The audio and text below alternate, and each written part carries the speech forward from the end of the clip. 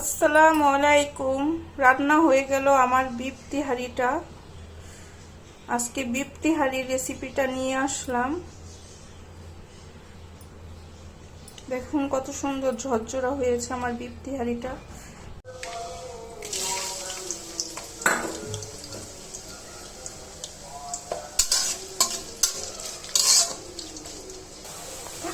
আদা রসুনের পেস্ট দিয়ে দিলাম, বাদাম বাটার পেস্ট দিয়ে দিলাম, মরিচের গুঁড়ো,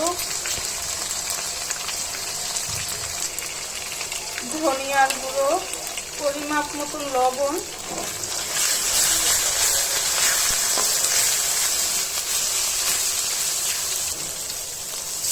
এখন পানি দিয়ে দিলাম মশলা কষানোর জন্য।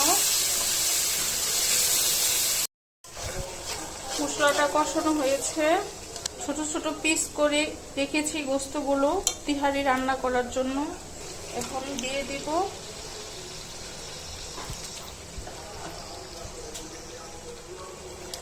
তিহারিতে এই সাইজের গোস্তগুলো কাট করে নিলেই ভালো।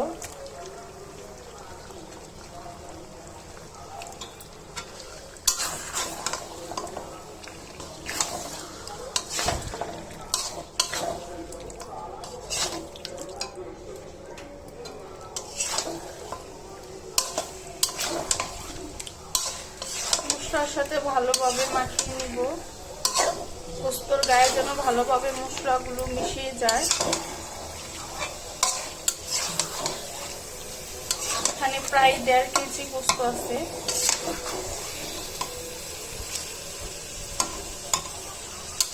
এখন আমি ঢেকে দিব, আস্তে আস্তে হবে।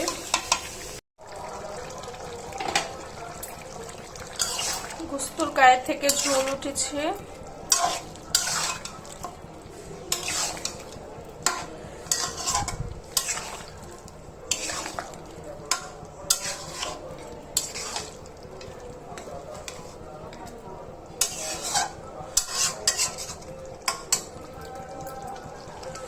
এখন আবার ঢেকে দিব, আস্তে আস্তে যেন ভালোভাবে সিদ্ধ হয়।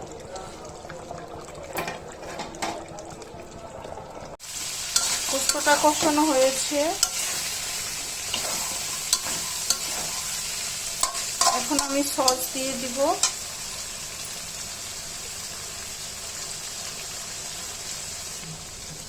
গুঁড়ো দুধ দিয়ে দিব।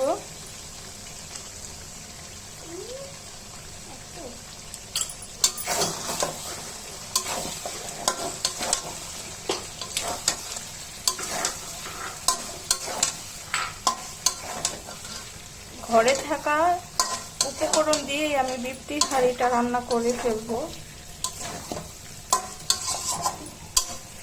গোস্তের ভিতরে পোলাও চালগুলো ঢেলে দিব।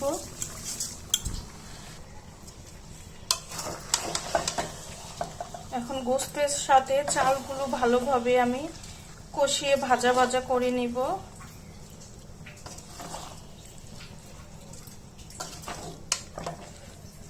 করে কেটে রাখা আলুগুলো দিয়ে দিব।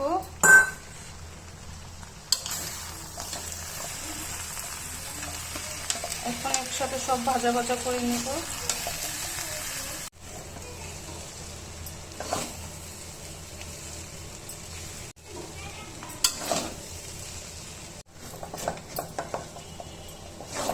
দেখুন চালটা কত সুন্দর ঝরঝরে ভাজা ভাজা হয়েছে তিহারি।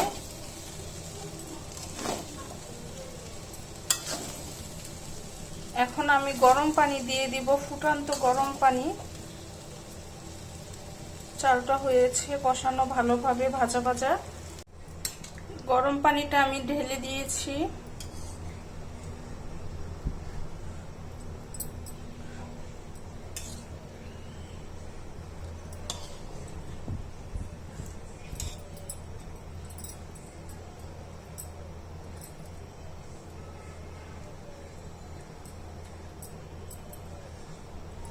বলক চলে আসলে আস্তে কমিয়ে দিব, যেন আস্তে আস্তে ভালোভাবে, আলুটা তো পরে দিয়েছি, যেন ভালোভাবে সিদ্ধ হয়ে যায় চালটার সাথে।